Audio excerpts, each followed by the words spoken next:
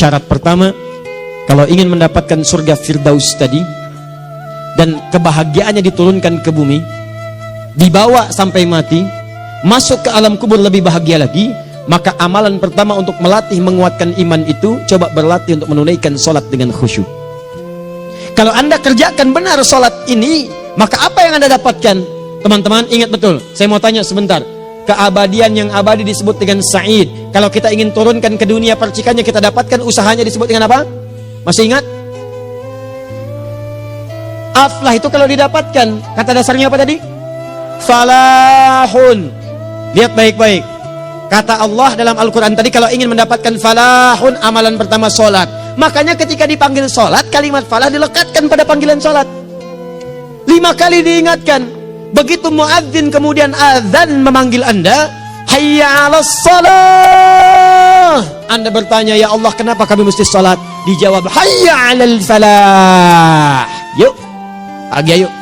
Yang sejati datang sini. Belum dapat sujud, belum dapat ruku, saya berikan. Makanya ketika orang sholatnya benar, dia akan mendapatkan 5 keutamaan. Saat di dunia nih, belum ke akhirat, 5 keutamaan yang tidak diberikan pada orang yang tidak sholat. Atau orang sholat tapi sholatnya nggak khusyuk. Sebab syarat mendapatkannya khusyuk, alladzina hum fi sholatihim khasyi'un. Bukan alladzina hum fi sholatihim saja, tapi ada kalimat khasyi'un. Artinya yang tidak khusyuk saja nggak akan dapat, apalagi yang nggak sholat. Apa yang 5 ini? Lihat baik-baik. 1, orang yang sholatnya benar, pertama kali sebelum mendapatkan kebahagiaan hakiki dari Allah Subhanahu wa Ta'ala, akan dirubah dulu perilaku hidupnya menjadi perilaku yang lebih baik. Kalau orang itu sholatnya benar, maka sholat itu akan melatih dia untuk berubah, bertransformasi jadi orang baik. Itu ada di Quran surah ke-29 ayat ke-45. Innas sholata tanha 'anil fahsya'i wal munkar. Sumber keburukan cuma 2, kalau bukan fahsya itu munkar. Maaf, pornografi, porno aksi, LGBT, kata-kata jorok, kotor itu fahsya. Di orang sholat kata Allah mustahil berkata-kata kotor. Orang sholat tidak akan pernah mencela. Orang sholat tidak punya kata-kata jorok. Jadi kalau ada sekarang orang yang sholat senang mencela orang lain, itu berarti ada masalah dalam sholatnya.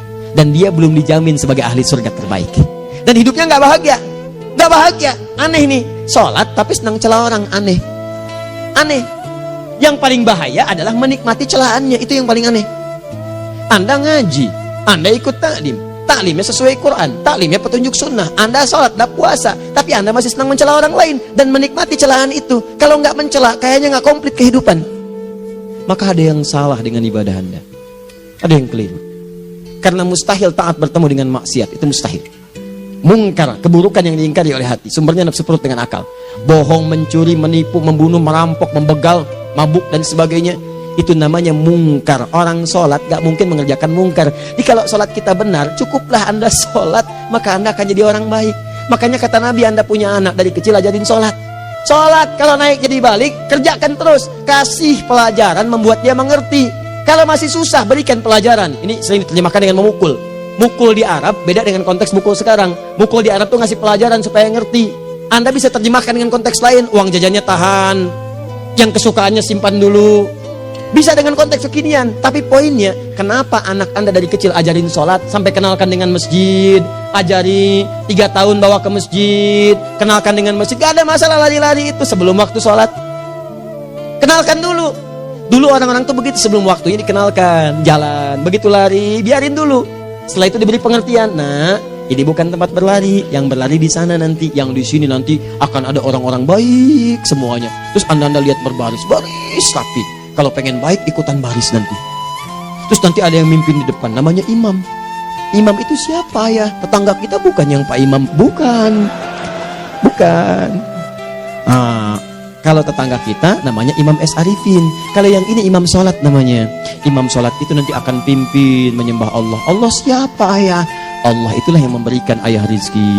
Allah itu yang memberikan ayah rizki sehingga bisa beli tobot buat kakak, beli robokar poli, ini yang poli, ini yang embers, ini yang heli, ini dulu kakak semuanya tuh yang kasih Allah. Nanti kalau kakak bagus bisa ikut rapi di sini, Allah akan senang, akan ditambah lagi oleh Allah. Oh begitu ya, datang begitu caranya. Ini bukannya waktu sholat belum dikenalin tadi bawanya main-main di masjid. Bahkan ada yang agak repot lagi, di rumahnya susah diatur, dibilang kamu ini susah diatur, main sana ke masjid, disuruh main ya main di masjid. Yang salah bukan anaknya, orang tuanya. Apa rahasianya anak itu disuruh ke masjid, suruh sholat? Rahasianya, begitu anak itu sholat dengan baik, maka dia akan tumbuh jadi anak baik di kemudian hari. Itu maksudnya. Nah, sekarang saya agak bingung ini. Pendidikan TK sekarang salah sih? Enggak, cuma saya agak bingung mikirnya. Ini anak belum diajarin sholat, udah diajarin manasik. Itu bagaimana cara berpikirnya Ferguson? Agak repot saya mikirnya tuh. Ya. Walaupun salah sih enggak, cuma saya bingung gitu. Kenapa nggak dikerjakan tahap yang pertama dulu? Tangga itu kan berurutan. Nggak bisa Anda lompat langsung ke 5. Kan 1, 2 belum terlewati. Jelas ya? Nah, ini gambarannya. Sholat nih. 1 pasti baik. Jadi kalau sekarang sholat, lisan belum baik, mata belum baik, sampai ke kaki, berarti ada yang salah sholatnya tuh. Ada yang nggak tepat. Tangan sembarangan, snack orang ngambil. Awas. Tuh sendal orang, mau wudhu nggak ada sendal, pakai sendal orang. Udah bilang belum? Kehujanan pakai payung orang. Udah bilang belum? Ya kan gampang Ustaz. Ini kan juga mungkin diikhlaskan karena Allah. Ya ikhlas, cuman pakainya belum minjam. Bagaimana kalau sedang pegang payung itu keluar, Anda meninggal? Nah, coba mikirin ke situ. Coba ke kantor. Kalau didorong proyek yang nggak jelas, minta tanda tangan, pikirin dulu bagaimana kalau meninggal. Kemarin saya sama teman-teman artis saya katakan begini. Anda ya, kalau Anda mengaji dengan saya, jangan pernah menerima peran maksiat. Walaupun itu sekedar adegan, tapi itu maksiat. Kalau bayangkan ketika Anda memerankan itu, Anda diwafatkan oleh Allah Subhanahu Wa Taala. Maka demi Allah saya katakan tidak ada faedahnya Anda ngaji sekarang, ngaji besok. Ketika Anda menerima peran itu, Anda wafat dalam keadaan bermaksiat di hadapan Allah Subhanahu Wa Taala. Maka saya pun katakan pada Anda, ayo belajar yang betul, pahami, bangun sholat, belajar, dalami seperti orang tua kita dulu. Tinggalkan nyontek, budaya yang nggak jelas. Rasakan ketika nyontek Anda wafat. Apa yang Anda dapatkan?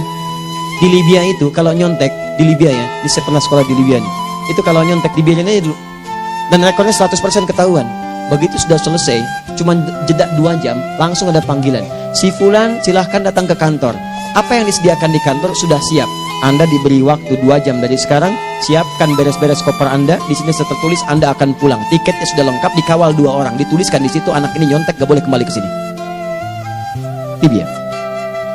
Gak ada zero tolerance bagi yang seperti itu, keluar. Kami gak terima di sini. Harusnya begitu. Gak ada faedahnya. Yang kita butuhkan amalan dari ilmu, bukan nilai-nilai itu sementara. Gak ada. Sudah. Nah ini akhirnya begini kualitasnya nih. Tertulis di ijazahnya bagus, cum laude, IPK-nya 4, tapi nggak ada aplikasinya. Yang pintar banyak, kita butuh yang baik, pintar yang baik. Sekarang yang pintar banyak, kepintarannya dipakai untuk nipu orang. Itu yang bahaya. Ahli hukum banyak yang dihukum. Ahli ekonomi tidak bisa mengangkat perekonomian. Apa yang salah? Apa yang salah? Ini yang jadi persoalan. Tapi dasar manusia begitu di sidang mulai pakai peci, pakai baju koko, pakai tasbih, ada yang pakai kerudung. Luar biasa. Nih 2. Orang kalau sholatnya benar, Allah akan berikan ketenangan dalam jiwanya. Tenang hati. Jangankan musibah kecil, musibah paling besar pun tenang aja dia. Tenang, dia paham rumusnya. Allahu Akbar.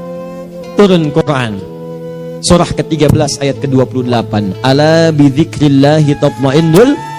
Yakinkan pada dirimu, zikir kepada Allah membuat hati tenang. Di antara turunan zikir amalannya adalah sholat. Dari mana taunya? Quran surah ke-20 ayat ke-14. Innani anallahu la ilaha illa ana fa'budni wa aqimis salata lidzikri. Saya Allah, kata Allah ke Nabi Musa. Tidak ada Tuhan selain saya, sembah saya. Bagaimana menyembahmu ya Allah? Tunaikan salat sebagai zikir kepada saya, zikir. Nah, maka kalau Anda sedang tidak tenang, ayo ke masjid. Banyak zikir itu, baca Quran zikir. Quran surah 15 ayat 9. Inna nahnu nazzalna dzikra. Kami turunkan Al-Quran sebagai zikir. Jadi kalau Anda sedang baca Al-Quran, Anda sedang berzikir. Ibu kalau sedang gak tenang, Bu, gelisah, gak enak, gak usah mengeluh, apalagi bikin status gak karuan. Ibu wudhu, ambil mushaf baca. Begitu sedang baca ada ketenangan dalam jiwa. Berdoa, zikir. Kalau sedang gak tenang, besok ada proyek, doa dulu. Doa itu memberikan ketenangan. Makanya doa disebut dengan zikir. Quran surah ke-7 ayat 205. Wadhkur rabbaka fi nafsika tadarruan wa khifatan wa dunal jahri minal qaul. Ayo berzikir, minta kepada Allah dengan segenap jiwamu, mohon dengan penuh ketawaduan. Nanti ketenangan diberikan. Menghafal Quran, baca itu zikir. Quran surah ke-54 ayat 17, 22, 32, 40. Walaqad yassarnal Qur'ana lidzikri fahal mim mudzakir. Menyebut nama Allah, Asmaul Husna itu zikir. Sedang ada persoalan, ya Allah, ya Allah, ya Allah, ya Rahman, ya Rahim, ya Malik, ya Kudus, ya Allah, ya Allah, ya Allah, ya Allah. Zikir. Dalilnya Quran surah kedua ayat 152. Fadhkuruni azkurkum. Sebut namaku, zikir. Aku pun akan mengingatmu. Gimana menyebutnya? Ditafsir di Quran surah 17. Ayat keberapa? 110. Qulid Allah awid Rahman ayyamma tad'u falahul asmaul husna. Sebut nama Allah. Itu menenteramkan pada jiwa. Sedangkan sholat gabungan dari semua zikir tadi. Bukankah dalam sholat Anda baca Al-Quran? Bukankah dalam sholat Anda menghafal Al-Quran? Bukankah dalam sholat Anda berdoa? Bukankah dalam sholat Anda istighfar? Anda mohon digabungkan semua itu. Amalan sholat menggabungkan semua jenis zikir. Masa Anda nggak tenang juga? Makanya sholat, jangankan sholat ya, tempat sholat itu yang menenangkan. Tempat sholat, tempat paling tenang di muka bumi. Kalau nggak percaya silahkan ya, Anda sebelum masuk ke Istiqomah ini, begitu Anda masuk kan perasaannya beda kan? Lain. Silahkan cek, kalau cari ketenangan datang ke masjid. Masuk, wudhu masuk, sholat 2 rakaat, tenang. Dekat kipas angin, saking tenangnya, plak, ngantuk tidur. Beneran, enak. Makanya saat Ramadan, kalau orang pengen cari ketenangan, lihat. Di perusahaan-perusahaan, penuh tuh musola, pada tidur. Ya, mengamalkan hadis palsu. Ya, dia musoim, ibadah. Tidurnya orang puasa, ibadah. Hadis palsu. Nah, itu teman-teman. Itu gambarannya, tiga. Orang yang sholatnya khusyuk benar, itu dijamin langsung oleh Allah Subhanahu wa Ta'ala akan dimudahkan semua urusan hidupnya, termasuk rezekinya. Ini yang saya katakan. Jadi saya katakan tadi, di akhirat ini, di surga, rezeki tinggal ngambil. Anda kalau benar sholatnya, itu langsung dijanjikan oleh Allah. Rezeki itu nggak perlu Anda banyak pikirkan. Ikhtiar sedikit, datang. Bahkan dari sisi yang tidak Anda duga. Apa dalilnya?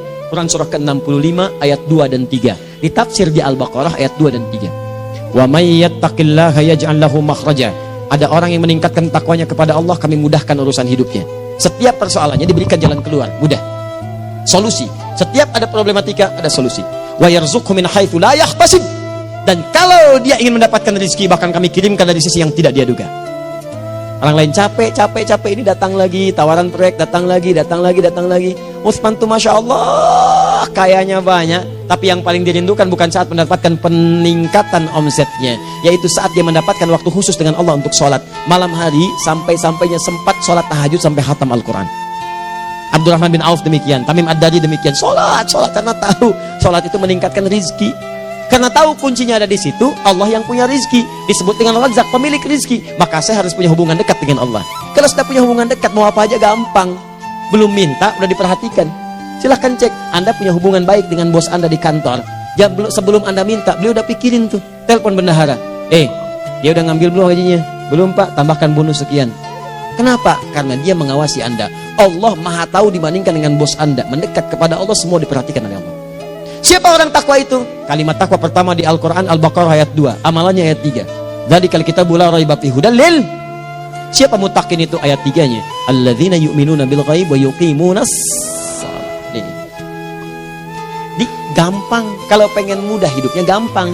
Biaya nggak mahal, tenaga nggak banyak, tingkatkan takwa nih. Jadi kalau hidup Anda masih susah, di kantor champion, di rumah tangga bermasalah terus, atau sebaliknya, maka boleh jadi kalau gelar Anda tinggi, harta Anda banyak, tapi selalu punya masalah. Bukan Anda kurang hebat, bukan Anda kurang kedudukan, bukan Anda kurang kaya, Anda kurang takwa. Dan yang paling dahsyat, mungkin sholat Anda belum berkualitas. 4. Orang yang sholatnya benar, khusyuk dia. Bahkan saat sholat itu kalau dia minta, maka seketika doanya akan dikabulkan. Tanpa diskusi, langsung seketika. Contoh, Quran surah ketiga ayat 38-39. Demi Allah saya katakan, Nabi Zakaria punya masalahnya pelik. Sudah berumah tangga, istrinya divonis monopos, maaf bahkan mandul. Gak mungkin punya keturunan. Maka apa yang beliau kerjakan? Secara singkat beliau sholat. Begitu sholat minta kepada Allah. Hunalika da'a Zakaria rabbah. Di mihrab itu beliau bermohon kepada Allah. Bermohonnya sambil sholat. Qala rabbi habli min ladunka dzurriyyatan thayyibah innaka sami'ud du'a. Ya Allah, mereka katakan saya nggak mungkin punya keturunan. Sekarang saya ingin katakan, ya Allah, saya hanya minta darimu saja, saya nggak akan dengarkan mereka. Ya Allah, mohon Engkau maha mendengar, ya Allah. Maha mendengar doa saya. Kalau kepada yang maha mendengar aja nggak mengabulkan, kepada siapa lagi saya mesti minta? Apa yang terjadi? Fanadatul malaikatu wa huwa qa'imun yusalli fil mihrab. Turun malaikat mengabarkan, sedangkan beliau masih sholat, belum selesai dalam sholatnya. Sholat khusyuk itu belum selesai sholat aja dikabulkan, doa sudah turun. Sholatnya belum selesai, doa sudah dikabulkan. Annallaha yubashshiruka bi Yahya. Allah kasih kabar gembira. Doa kamu didengar, dikabulkan. Kamu akan punya anak. Namanya langsung dari Allah, Yahya. Artinya hidup yang mustahil menurut manusia. Lahir seorang dari rahim perempuan yang menepus dan mandul, bayi yang hidup. Kata Allah, nggak ada yang mustahil bagiku. Jadi dan jadi dia. Berita baiknya, Nabi Zakaria sholat dikabulkan. Umat Nabi Muhammad sebelum sholat sudah ditunggu oleh Allah. Mau minta apa? Aku kabulkan sekarang. Hadisnya qudsi. Saya bacakan. Hadatsana qala Rasulullah sallallahu alaihi wasallam qala Allahu azza wa jalla qasamtu shalah baini wa baina abdi. Kata Allah, saya bagi dua ya salat antara aku dengan hambaku. Wali abdi ma sa'ala. Kalau hambaku benar salatnya, aku berikan apapun yang dia minta sekarang. Idza qala al-abdu alhamdulillahi rabbil alamin. Bagian pertama, kalau hamba benar dibaca Al-Fatihahnya dari alhamdulillahi rabbil alamin, kalau Allah azza wa jalla dijawab oleh Allah, hamadani abdi, hambaku sedang memujiku. Wa idza qala ar-rahmanir rahim, jika hambaku berkata ar-rahmanir rahim, qala Allah azza wa jalla asna alayya abdi, hambaku sedang menyanjungku. Wa idza qala maliki yaumiddin, qala Allah azza wa jalla majjadani abdi, kalau hambaku mengatakan maliki yaumiddin, kata Allah hambaku sedang mengagungkanku. Perhatikan sekarang. Wa idza qala al-abdu iyyaka na'budu wa iyyaka nasta'in, jika hambaku berkata sekarang, ya Allah, kami sekarang ibadah, salat menyembahmu, dan kami sekarang sedang punya masalah, kami hanya minta tolong kepadamu ya Rabb. Apa jawabannya? Beda dengan sebelumnya. Kata Allah, hadza baini wa baina abdi, inilah perjanjian antara aku dengan hambaku. Wali abdi, kalau hambaku benar khusyuk salatnya sampai detik ini, baru sampai Al-Fatihah itu pun belum tuntas. Baru sampai Al-Fatihah itu pun belum tuntas. Kalau benar bacaannya, betul salatnya dari takbir sampai dengan selesainya, sampai ayat itu, iyyaka na'budu wa iyyaka nasta'in, kata Allah, masalah apapun yang dia minta sekarang, aku akan kabulkan.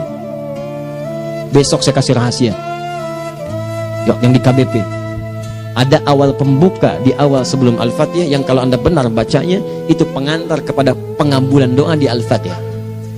Apa itu? Besok. 5. Yang kelima ini yang paling diharapkan, dan ini penutup dalam kajian kita malam ini. Teman-teman sekalian, perhatikan baik-baik. Jika Anda benar mengerjakannya, maka Allah akan jamin langsung Anda akan mendapatkan kesuksesan dan kebahagiaan di semua aktivitas Anda. Kalau jadi suami yang sukses, rumah tangga yang bahagia. Kalau jadi pegawai yang sukses, dan di kantor bahagia. Masih ingat? Kesuksesan yang menghadirkan kebahagiaan, konteksnya dunia disebut dengan falah, dipegang disebut dengan aflah. Dikembalikan lagi ke atas, ke surah ke-23 ayat 1 dan 2. Qad aflahal mu'minun. Apa amalannya? Alladzina hum fi salatihim khashi'un. Persoalannya, kalau Anda salat belum mendapatkan satu di antara 5 ini, apa masalahnya? Pertama masalahnya, kata Al-Quran, boleh jadi yang salat itu belum khusyuk. Apa itu khusyuk? 2 maknanya, dan saya tutup di sini. Apa yang 2 itu? 1, kebanyakan orang salat masih membawa dunia dalam salatnya.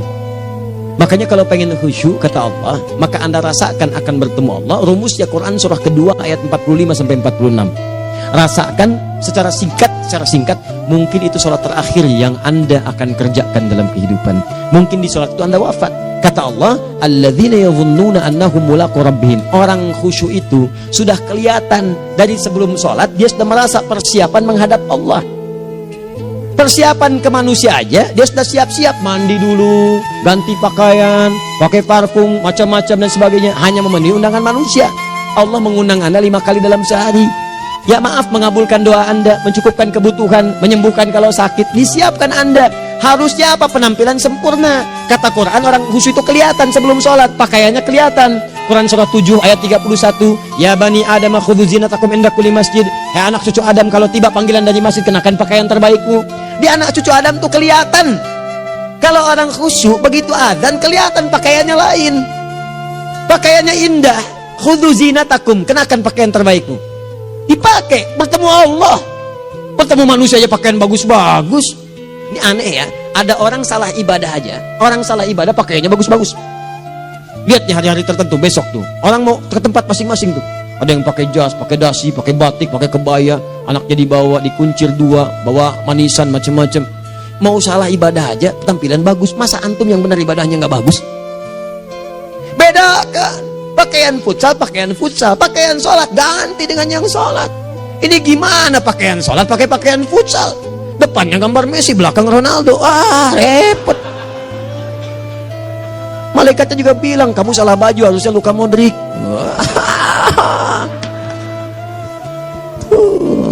Hafal saya. Ayo mau tanya apa? Mourinho dipecat saya tahu. Lagi nganggur sekarang, ditawarin Benfica dia nggak terima. Sekarang jadi dia komentator di Bein Sport. Nanti sebentar lagi dia akan komentar di laga Saudi dengan Qatar dan komentar laga Arsenal dengan Ipswich. Digantikan oleh Solskjaer. Dia super sub dulu. Ya, super sub. Ya, the baby assassin, ya pembunuh yang berwajah baby face. Masuknya di akhir-akhir, gol. Sekarang melatih dia 5 kali kemenangan, belum kalah sama sekali. Saya hafal itu. Tapi masih di urutan ke-6, tapi jaraknya ke yang ke-4 itu tinggal 3 poin lagi. Hafal saya. Liverpool tahu cuma 4 poin sekarang bedanya, kemarin 7 kalah 2-1 sama Manchester City. Walaupun banyak analisis yang menyebutkan mungkin itu diberikan saja gitu kan, karena ada yang lain-lain. Hafal kedua Manchester City. Hafal saya. Ayo mau tanya apa lagi? Tottenham Hotspur ke bawahnya, ada Chelsea, ada Arsenal, baru kemudian Manchester United. Liga Italia, wah udah gak kekejar Juventus. Ya, apa lagi? Dan seterusnya lah. Gak ada ujungnya bahas yang begituan. Jelas ya? Maksud saya, Anda tanya itu saya jawab. Tapi tidak menghilangkan ibadah kita yang lain. Dan apa ruginya? Ya tahajud dah. Apa yang bisa dikerjakan besok, lihat besok. Ya kan tahajud kan bisa besok. Ada orang tahajud jam 10 pagi? Gak ada. Lebih baik Anda kerjakan malam tahajud. Yang tidak bisa dilihat malam bisa dilihat besok. Cara berpikirnya bagaimana kalau besok meninggal? Gak kesampaian teman-teman sekalian. Gak kesampaian. Nah maka dari itu, Anda kalau mau ada panggilan sholat, siap-siap baju yang bagus. Itu sempurnakan. Anda panggilan orang mandi, panggilan Allah, buka Quran surah 5 ayat 6, sempurnakan wudu. Ya ayyuhalladzina amanu idza qumtum ila shalah faghsilu wujuhakum, wudu yang baik. Berpakaian yang rapi. Kenapa? Karena boleh jadi saat dipanggil Anda wafat saat itu. Maka wafat Anda dalam keadaan yang suci, dengan keadaan tobat, dengan pakaian terindah pada saat itu. Yang kedua, maaf, orang-orang kurang khusyuk itu saya tutup. Yang kedua itu karena kebanyakan orang sholat tidak paham, tidak mengerti apa yang dibaca dan dilakukan dalam sholatnya. Jujur pada diri sendiri, jawab pada diri Anda. Sampai sekarang Anda sholat, berapa persen bacaan sholat yang Anda pahami? Jangan-jangan selama ini Anda sholat ribuan kali sujud, ribuan kali ruku, gak ada yang paham yang dibaca. Sekian persen yang paham, bagaimana sholat Anda bisa khusyuk? Pekerjaan Anda dipahami, urusan akhirat Anda gak dipahami. Di mana cara berpikirnya? Aku yang bagaimana atau engkau yang harus bagaimana? Ya, coba berubah. Nah ini baru satu amalan, belum yang lainnya. Ada 5 amalan lagi yang kalau kita bisa turunkan itu, selain sholat yang khusyuk, maka jaminan tadi akan datang. Baru sholat khusyuk aja 5 datang, apalagi ditambah dengan 5 amalan lainnya lagi. Demi Allah saya katakan, dunia kecil sekali, gak ada nilainya. Akhirat aja enak, nikmat. Saya ketemu Ustaz Arifin beberapa waktu lalu, dan kita doakan semoga Allah berikan kesembuhan, kesehatan.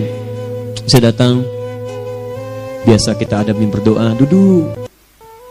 Bang istirahat, bang butuh istirahat, umat udah nunggu.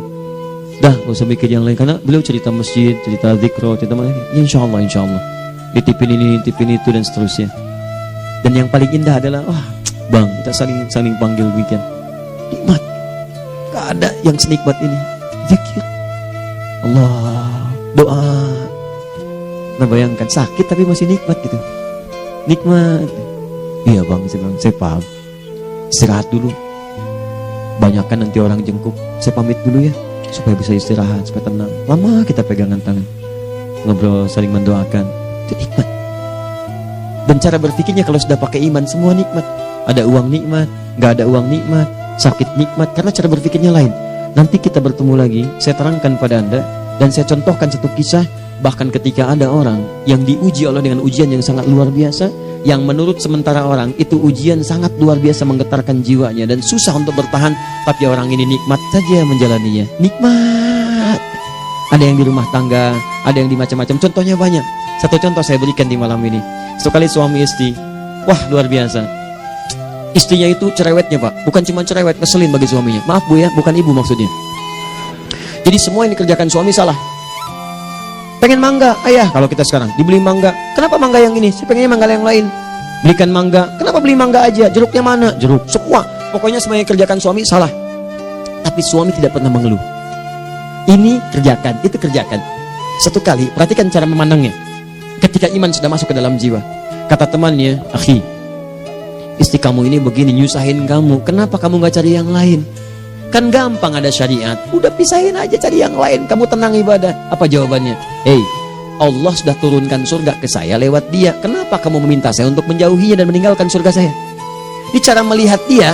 Bukankah ketika ada berbagai keluhan saya sabar? Bukankah sabar mendekatkan saya ke surga? Allah kirimkan tipikal istri seperti ini supaya mendekatkan saya ke surga.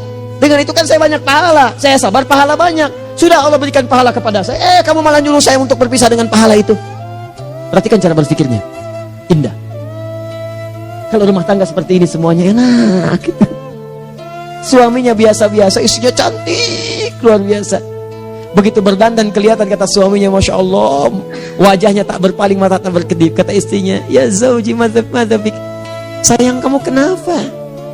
Allah syakiran lillah bihadari. Demi Allah, aku bersyukur mendapatkan istri secantik kamu. Kata istrinya, nahnu fil jannah zauji, kita berdua di surga. Kata suaminya, kok bisa begitu jawabanmu? Iya, kamu bersyukur dengan keadaanku, aku bersabar dengan keadaanmu. Catat. Bukankah orang syukur dan sabar di surga? Tuh lihat, canda-canda orang-orang soleh itu begitu. Nikmat ketawa walaupun nyelekit di hati. Cuman bawaannya enak gitu. Nah, nanti itu ada tuh, nanti saya turunin tuh. Yang di rumah tangga, yang ini, yang itu nanti. Kapan? Pertemuan berikutnya.